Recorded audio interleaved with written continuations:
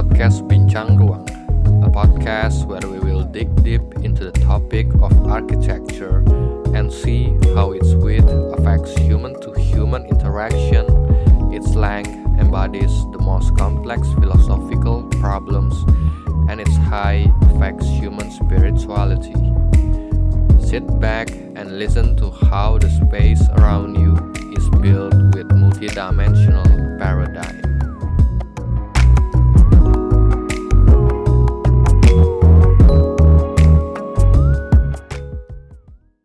Nah terus, lu udah di Jepang, ada nggak pengalaman yang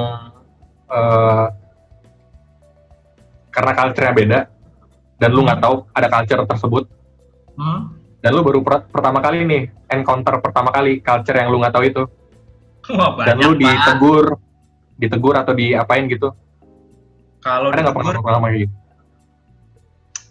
Banyak banget sih Pak. Banyak banget. Tapi yang paling berkesan ya Pak ya. Yang paling berkesan tuh, jadi rumah gua tuh nggak jauh lah. Jadi tempat tinggal gua di sana tuh pertama emang gua di dorm selama 6 bulan. Nah begitu setelah 6 bulan gua pindah nih tempat tinggal. Nah, tempat tinggal gua Pak ternyata dekat sama Red District. Nah, kan tuh partnya kan. Red District apa ya? Hah? Red District apa ya? Red District itu ini Pak, jadi tempat isinya lampu merah semua. Oh iya. Jadi merah-merah gitu ya? Merah, gue semua merah Pak. Jadi kalau masuk merah Pak. Nah itu salah satunya lah. Jadi kayak, dan mereka benar-benar jelas gitu. Itu tuh suatu tempat yang benar-benar menyenangkan lah istilahnya. Kalau untuk pria ya, untuk pria. Jadi buat pria. Itu gue bener-bener culture shock tuh di sana. Soalnya untuk pertama kalinya gue dipanggil dan dipaksa untuk masuk. Ah serius? Ditarik Pak. Aduh. Mau terus lu masuk? Merasa bersalah, tapi kalau pas dilepas nggak enak kan. Aduh. Tapi kira pulang sih Pak, pulang. Tapi kan dekat rumah juga Pak. Jadi kalaupun saya pengen lihat, ya tinggal jalan-jalan sekitar sana aja lah.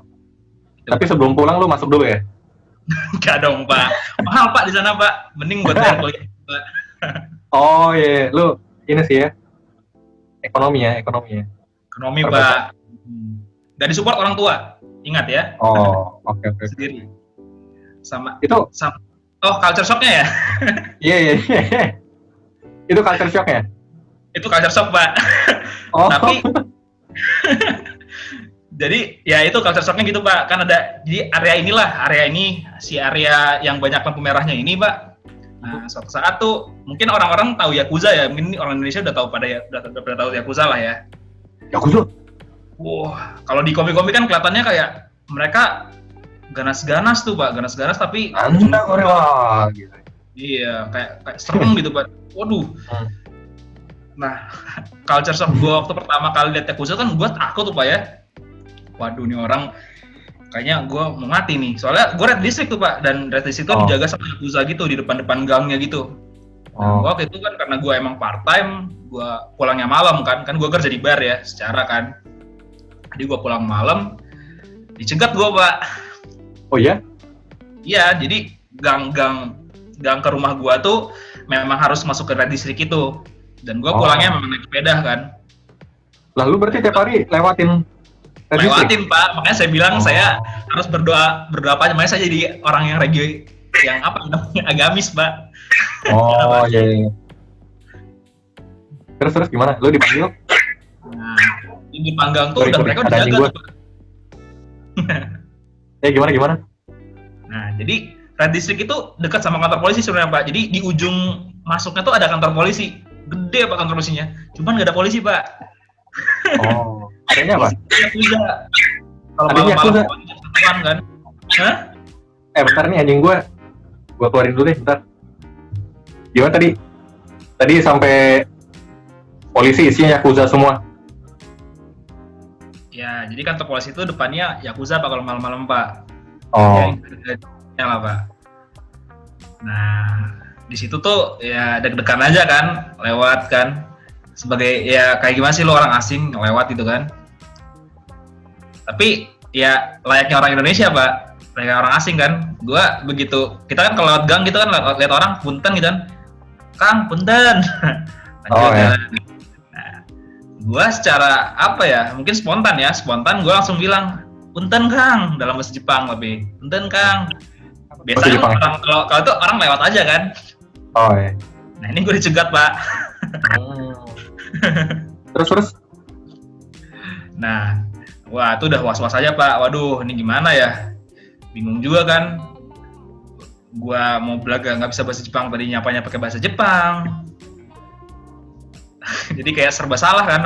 Oke gitu kan. Ternyata pas begitu ngobrol, ada yang paling gede nih. Jadi kalau misalnya di komik-komik biasanya dia yang bertatoan kan. Tapi ini orang gede banget Pak, kayak pesumo gitu Pak. Gede. Lagi duduk, tiba-tiba berdiri kan. Sini, panggil. Ngobrol, panjang cerita. Intinya kayak akhirnya gue temenan sama dia dengan ada kayak demandnya dia lah yang berhasil gue lakukan. Jadi kayak, wah akhirnya temenan nih gue sama dia nih. Ya cerita pendeknya gue teman sama dia. Wah dikasih bir Pak. 1 krat tuh Pak. Serius? Langsung, ini bawa pulang. Kan kalau, nah itu gue takut juga tuh Pak. Selama gue setahun di sana, 2 tahun di sana ya, 2 tahun lebih lah. Gue selalu dikasih bir sama orang itu. Dan gak pernah gue minum. Karena gue takut isinya bukan bir Pak. Berarti lu gak pernah minum? Gue jualin Pak kebetulan di sekolah. Anjir. Karena lu takut isinya bukan bir ya? Bukan bir Pak. Bahkan itu kulkas gue isinya bir Pak. Kulkas di kosan gue tuh. Kayak setengah kulkas tuh isinya bir semuanya. Dari dia semua? Dari dia semua Pak. Gak pernah gue beli Pak. Wah gila sih. Kekuatan lugas lu sampai menaklukkan Yakuza ya? Enggak Pak, lagi hoki aja itu Pak. Nah jadi kayak culture shock kan di situ sih, kayak wah ini ngeri juga kan. Tapi kalau misalnya culture shock secara arsitektur sih ya, secara arsitekturnya sih ada sih. Kayak lu begitu turun kalau negara-negara kayak kita gitu kan, negara-negara berkembang bener-bener berantakan kan, kayak dari atas mungkin bagus ya, bisa bagus ya. Tapi pas kita jalan di mata manusia gitu kayak, waduh, ini kok apa gitu kok. Kayak apalagi kalau di Jakarta nih, begitu ada yang bagus banget. Sampingnya, aduh ini apaan nih, kok ada gubuk gitu kan. Kalau di sana tuh rapi aja Pak, rapi tertata gitu. Jadi kayak mungkin mereka karena strict banget ya, strict banget. Kalau gue waktu di sana tuh gue sempat dikasih tahu kalau mereka tuh punya kayak istilahnya kayak KDB-nya, KLB-nya. Terus garis padannya mereka itu benar-benar strict banget. Bahkan mereka sampai diatur kayak tingginya tuh setback-nya tuh diatur banget. Setiap rumah tuh setback harus benar ngikutin dia. Kalau nggak bisa dibangun Pak, bangunan. Itu ngeri banget sih. Jadi hampir semua bangunan tuh tertatanya rapi Pak. Tapi begitu lu masuk di satu bangunan, itu bisa beda sama bangunan di sebelahnya. Itu yang gue benar-benar, wah keren juga nih, kayak desainnya tuh apa ya, jauh banget sama Indonesia, lebih detail dan lebih terpikirkan gitu Pak.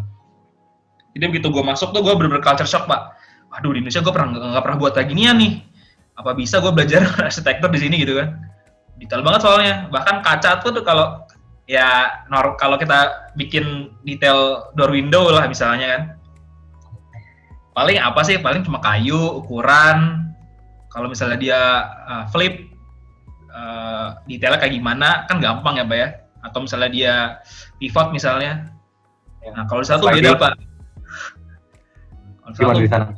Wah jauh banget Pak, beda Pak. Jadi gimana, itu ada filternya, filter yang bisa buat musim dingin. Terus nanti ada sistemnya yang dia kan kalau misalnya Jepang tuh ada apa ya, sistemnya kayak sliding ya, ada sliding tuh kan. Sliding tuh bisa diangkat, bisa diganti, terus lihat detail-detail di atasnya tuh ribet banget, benar-benar kayak wah, ini orang sampai mur-murnya tuh dipikirin Pak. Jadi kayak wah, ini orang ngeri sedap nih. Bener-bener shock aja gitu kan. Ini di gambar ada gitu, di manualnya ada. Jadi kayak kalau lu bikin Gundam, nah ini lu bikin rumah cuma ada manualnya gitu. Gitu. Jadi orang-orang biasa tuh bisa bikin itu karena ada manualnya, ada manual scriptnya. Itu culture shocknya itu sih, kayak gue bikin Gundam tapi versi rumah skala besar satu-satu. Keren. Gila ya? Berarti gambar kerjanya tuh detail banget? Detail Pak, detail. Waktu gue, kebetulan di kosan gue ada lembar kerjanya kan, jadi gue sempat dapat dan gue lihat, wah, sepertinya sulit untuk membangun rumah ini. Gila juga ya? Iya Pak, begitu Pak. Culture-nya di situ sih. Maksudnya gue shocknya, tapi nggak benar-benar kayak orang pelajar mungkin pada umumnya ya, kayak musim dingin, kedinginan gitu kan, enggak sih. Kayak buat gue masih normal lah, masih hidup, nggak ada terlalu. Kalau kayak di Eropa, terus di Amerika, itu kan juga ada musim dingin. Dan dia biasanya di bawah lantainya ada pipa-pipa penghangat, ada kayak gitu-gitunya. Nah kalau di Jepang apakah sama apa gimana? Kalau di Jepang tuh gimana ya, mereka tuh ada sistem sendiri sih. Jadi kayak kalau mau gampangnya, mereka tuh ada yang namanya heater. Jadi AC itu sama heater Pak. Jadi kalau misalnya dia musim panas, dia udah musim jadi AC. Kalau dia musim dingin, dia jadi heater. Terus dindingnya tuh dia udah punya pelapis buat suhu dingin. Pertama ya. Terus walaupun tipis tuh Pak, dia tipis banget. Tapi dia udah bisa ngedap lah istilahnya dari dingin. Terus ada namanya apa ya? Jadi kayak bangku gitu. Gua nggak tahu bahasa Jepang. Gua udah lupa bahasa Jepangnya. Cuman lu di situ tuh selama lu duduk di situ, lu bakal merasa kehangatan. Oh gitu. Dan tidak akan merasa dingin. Oh itu seperti bangku buat lu buang air besar ya? Nah itu juga termasuk Pak. Jadi di sana WC-nya untuk toilet ya, untuk toilet mungkin minimal 35 juta lah Pak. Oh iya, gila. Buat seatingnya kan. Jadi kita bisa atur tuh. Wah kehangatannya kita atur lah. Jadi lu di WC bisa 3-4 jam gitu kan. Ngapain aja 3-4 jam? Tidur mungkin Pak. Bebas banget mau main. Panas kan enak Pak. Saking miskinnya, satu-satunya penghangat di dalam rumah itu yang ada di toilet ya? Toilet ya? Iya benar Pak, bisa aja gitu Pak. Tapi kalau Jepang kan terkenal yang toiletnya paling sophisticated banget. Wah, toilet yang paling sophisticated gua temuin di Jepang itu waktu gua masuk ke bangunan apa ya, saya lupa. Kayaknya salah satu bangunan tinggi gitu ya. Gua masuk itu, wah keren sih Pak. Dia tuh kacanya bening Pak, kacanya bening. Kalau nggak salah dia ada di Osaka deh. Nah itu tuh bening Pak, tapi kalau gitu tutup dia burem. Terus kalau lu plus ada lagunya Pak. Jadi kayak lu nggak merasa risih gitu kan. Kalau misalnya lu lagi sakit perut gitu kan, terus wah itu ada lagunya Pak. Ada suara-suara cuitan burung. Jadi lo merasa aman gitu Pak, secure. Padahal depannya kaca Pak. Lu bayangin kalau ada orang lagi neropong tuh di rumah blok A nih. Terus gua lagi boker, dia bisa neropongin gua tuh sebenarnya. Serius Pak. Kaca bening Pak. Lah berarti orang dari luar bisa lihat di toilet? Maksudnya? Bisa. Cuman begitu lu tutup, itu kayak dia langsung bisa burem gitu kayak. Burem. Oh. Itu kayak smart glass ya? Smart glass emang. Cuman nggak tahu sih smart glass keluarnya setelah itu tuh nggak ngerti juga. Dia udah pakai aja pokoknya. Gila juga ya. Terus toilet kamarnya tuh keren banget. Kalau lu masuk ke toilet umum lo tahu kan kesan lo kayak gimana kan, bau segala macam kan. Iya. Nih, wah, saya betah sekali Pak. Saya bisa mungkin rantau toilet di sana dan tidak keluar-keluar. Karena saking nyamannya ya. Tapi apa budaya yang berbeda yang membuat mereka tuh sampai segitunya ke toilet ya? Aduh, bukan cuma toilet sih Pak. Mereka tuh sedetail itu sampai toilet pun detail gitu Pak. Tapi gimana ya? Gue sempat nanya sama orang Jepang juga ya. Kalau misalnya soal toilet nih ya. Mereka memang kayak untuk toilet itu kayak misalnya dari satu tim nih. Terus ditanya yang mau desain toilet siapa? Berangkat tangan saya. Terus kenapa pengen desain toilet ternyata? Karena di toilet itu kayak lu gimana ya? Istilahnya kalau ngerenung lah Pak, kalau pengen nyari desain, lu kemana sih kalau malam-malam? Pasti toilet lah ya Pak ya. Lu di toilet tuh bisa merenung, bisa berpikir dengan jernih. Walaupun lu keluarannya kotor, tapi lu berpikir jernih. Nah, mungkin di situ mungkin mereka kayak, aduh ini toilet yang bagus, biar gua bisa memikirkan hal yang bersih-bersih, itu kayak seperti apa gitu kan. Nah, mereka mungkin seperti itu ya, gue juga nggak ngerti, tapi mereka emang pertama tuh mereka detail, dan orangnya emang kayak apa ya, kayak benar-benar bersih banget sih mereka. Jadi kayak nggak suka kotor gitu. Globally nggak suka kotor. Cuman yang namanya orang-orang yang kayak kita gitu kan, yang kayak taruh barang sembarangan tuh tetap ada. Cuman pada dasarnya tuh mereka emang bersih, dan diajar dari kecil pun kayak mereka harus bersihin kelas sendiri. Terus apa misalnya kayak istilahnya kalau misalnya umum nih, publik, pasti mereka ada apa ya? Ada kayak pikiran buat ini harus dibersihin gitu. Ini nggak boleh kotor lah istilahnya. Jadi ada tenggang rasanya pun ada gitu kan. Jadi kayak ya emang dari culture-nya mereka sih. Sampai ke desain toilet pun sedetail itu. Gila ya. Itu nggak ada. Berarti itu bukannya malah membuat kayak public toilet dibuat senyaman mungkin. Itu bukannya malah membuat orang jadi lama ya di dalam. Ya kalau yang masuk arsitek semua mungkin lama Pak.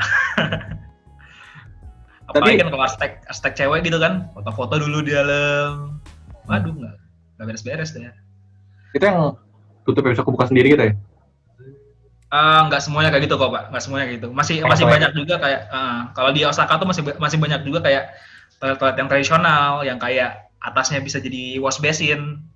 Tapi sekalian flush juga gitu airnya itu ada.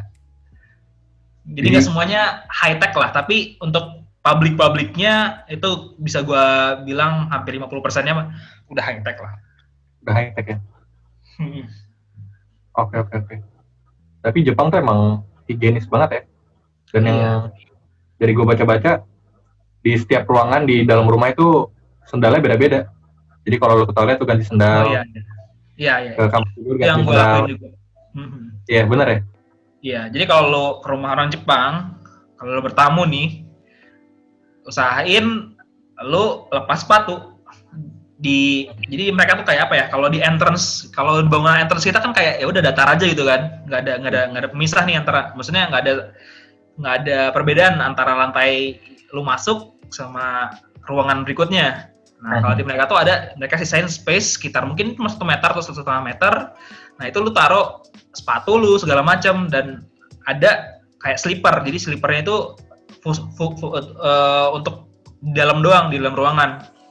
Jadi mereka orangnya skeptis mungkin ya. Jadi kayak daripada gua repot nih, orang kan kalau misalnya aduh gua lepas sepatu deh biar rumah lu gak kotor. Tapi kalau di Indonesia kan kayak nggak usah pakai sepatu. Padahal repot juga kan. Nah, untuk menanggapi itu daripada basa-basi tuh pakai sendal. Ada sendal nih, tuh pakai sendal, udah pakai aja masuk. Nah, jadi kayak mempercepat basa-basi lu gitu. Iya. Gila. Dan emang mereka lebih lebih apa ya, lebih terstruktur lah istilahnya. Jadi kalau lo mau hidup di Jepang itu ada cara A, cara B, cara C, cara D, dan itu harus lo lakuin. Nah, jadi kalau misalnya lo ya itulah, jadi kayak mereka punya udah bisa sampai segitunya gitu, kayak lo mau masak, lo harus siapin A, B, C, D, E, ingredientsnya A, B, C, D, E, terus apa lagi, cara masaknya A, B, C, D, E, udah ada gitu semuanya. Jadi udah ada manual booknya lah istilahnya. Oh, berarti kayak tata cara gitu kalau melakukan kegiatan. Iya, betul. Nah, itu contohnya apa? Contoh satu yang paling lu ingat? Yang paling gue inget dulu tuh waktu gue nyalain AC. Waktu gue pertama kali masuk ke dorm gue, itu benar-benar ditulis tuh Pak, buang sampah dipisah tuh, hari Rabu buat apa, hari Senin buat apa, Jumat buat apa, Kamis buat apa. Dan itu benar-benar harus diturunin, kalau enggak bau bener Pak di kamar Pak. Terus apa lagi ya? Maksudnya apa tadi? Senin untuk apa, Selasa untuk apa maksudnya? Ya, jadi dipisah-pisah Pak. Jadi kalau misalnya sampah kering misalnya, buangnya tuh hari Senin. Diangkatnya sama orang ini ya, sama orang petugas kebersihannya ya. Terus Rabu untuk sampah basah misalnya.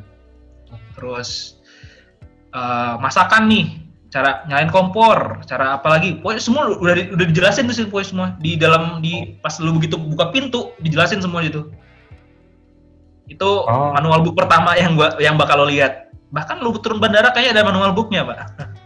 Gile. Jadi lu kalau lu ke Indonesia pasti lu bingung kan, wah ini harus ngapain nih, di mana kantor imigrasi, bingung kan. Nah kalau di Jepang tuh begitu lu injek kaki di bandaranya, itu udah ada manual book Pak. Bapak jalan ke sana 30 meter, ada tempat apa, isi kartu, gitu-gitulah istilahnya. Jadi kayak udah manual booknya tuh bener-bener kayak wah tersyukur banget. Tertata dengan rapi ya. Iya, tertata dengan rapi. Makanya mungkin orang banyak stresnya. Iya. Dan itu tercermin juga ke arsitekturnya juga ya. Karena iya, tercermin di arsitekturnya, Pak. Kalau gue lihat bangunan-bangunan di Jepang tuh bener-bener rapi, detail-detailnya dipikirin banget, pertemuan-pertemuannya.